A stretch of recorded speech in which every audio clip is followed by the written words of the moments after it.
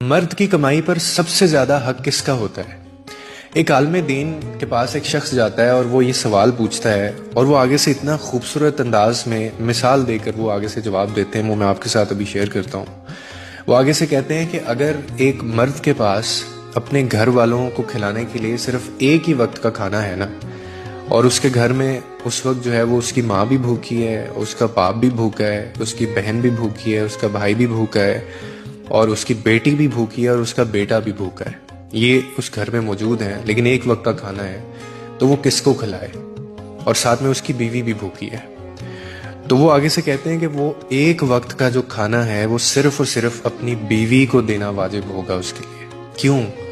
کیونکہ اس کھانے کے اوپر سب لوگوں کی نسبت جو ہے وہ بیوی کا حق زیادہ ہے، یعنی بیوی پر خرچ کرنا مرد کے لیے صدقہ بھی ہے، عبادت بھی ہے، رسپانسبلٹی بھی ہے، یہ تینوں چیزیں ہیں۔ کیوں؟ اب میں آپ کو ریزن بتاتا ہوں۔ کیونکہ یہ وہ رشتہ ہے، میں نے آگے بھی کہا ہے، جو خون نہیں ہے آپ کا، لیکن وفا اس میں دیکھیں کتنی ہے۔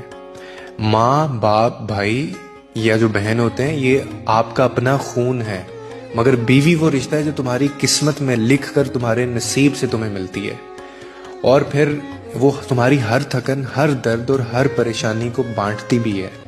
اس کے دل میں تمہارے لیے دعا بھی ہوتی ہے، تمہاری راہ میں قربانی بھی ہوتی ہے، اور پھر اللہ نے اسی رشتے کے بارے میں یہ فرمایا ہے کہ عورتیں تمہارے لیے لباس ہیں اور تم ان کے لیے لباس ہو۔ یعنی آپ اگر اس کو تھوڑا سا سمجھیں کہ ایک دوسرے کا سہارا بھی، عزت بھی اور پردہ بھی، اسی لیے بیوی پر خرچ کرنا وہ محض ایک فرض نہیں ہے، بلکہ وہ محبت کا اظہار بھی ہے اور وہ صدقہ بھی ہے۔ باقی آپ کے بلڈ ریلیشنز ہیں۔